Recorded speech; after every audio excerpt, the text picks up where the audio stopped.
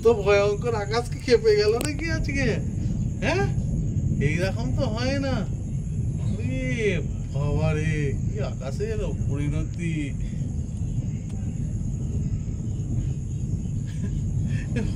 আমার জীবনে ফার্স্ট এটা। কি হচ্ছে বলতো? গোলাই ঘুরবে না তোমার? হ্যাঁ, আমার বাবা কাজ করছে। তোর বাবা কাজ করছে তো কি হবে, ও তো সেফটির মধ্যে আছে, সবাই একই জায়গাতেই আছে।